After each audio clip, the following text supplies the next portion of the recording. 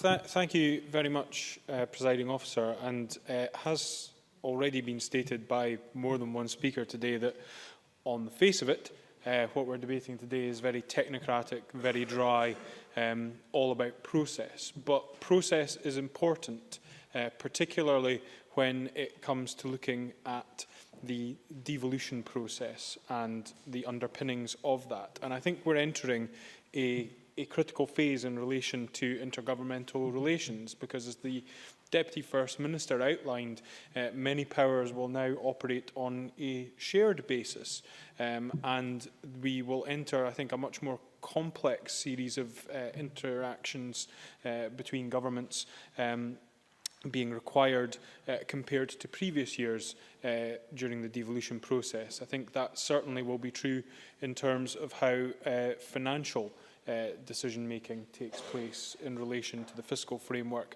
and in relation to how money is allocated to this Parliament beyond that which we will be responsible for raising. And that has raised some questions from the committee's perspective around how to scrutinise in these areas. And I think there have been some difficulties for the committee in that process. I think the first, from having read Nicola McEwan's paper and also from the committee report, would be that there are a lack of directly analogous examples out there, as evidenced by the submissions we received and the research we commissioned. And I think that bears out in terms of looking for an example that could be lifted and applied to Scotland, that in some respects that presents a challenge because, as the convener noted from Michael Keating's evidence, there are plenty bad examples out there, but he couldn't identify a good example. But at the same time, I think that also presents an opportunity, which I'll come back to.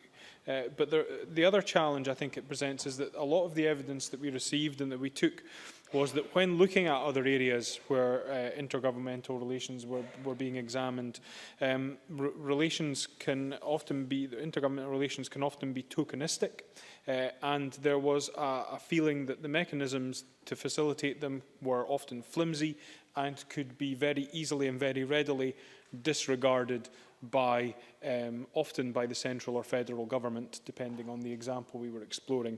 And that tended to be a consistent theme, I think, of the evidence that the committee was taking. So there will be a need, I think, to guard against that.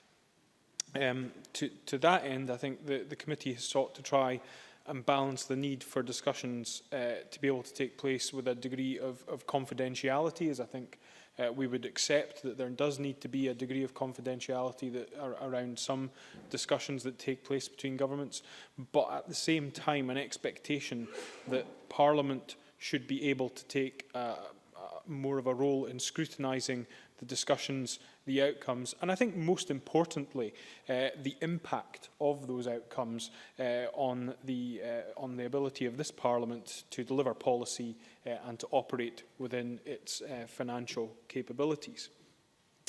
The other opportunity element, I think, Presiding Officer, is that alongside the difficulty that we face in not having a directly analogous example that we could lift and supplant into Scotland, it presents us with an opportunity, I think, to develop our own model and to develop a unique model, and one that perhaps avoids some of the difficulties and pitfalls that have been faced in other areas and allows us perhaps to shape something a little bit more dynamic in that respect. But I think the other difficulty that the committee has faced is that often during our deliberations, during our discussions, there has been a lack of clarity and a lack of definition around what exactly it is that is to be scrutinised. Because intergovernmental relations in and of itself covers, I think, a multitude of areas, a multitude of discussions taking place between governments. And I think what the committee has tried to wrestle with is to get a clearer understanding of what it is that is to be scrutinised and then how best that can be scrutinised. So I think there is still work to be done in that respect, and it will be interesting. I think we've had a response from the Scottish Government outlining its thoughts on the matter. In terms of the UK Government position, it seems to be a case of we're currently thinking about this in relation to the overall UK devolution framework. That, I think, we'll need to see a little bit more of the thinking of the UK government, because obviously there's more than one player in these discussions. But that will be a challenge, I think, to those who are tasked with the role of scrutiny, should the recommendation of either a new committee or an expanded remit of an existing committee be taken forward by Parliament. That will be something that will need to be examined there. And I think the first key challenge in this will be around the fiscal framework. There is undoubtedly a need to protect the confidentiality of negotiating positions in relation to the fiscal framework and ensure that those discussions can take place. But I think the Deputy First Minister has been very clear to committees of this Parliament and to the Chamber of this Parliament that Parliament will have a role in scrutinising.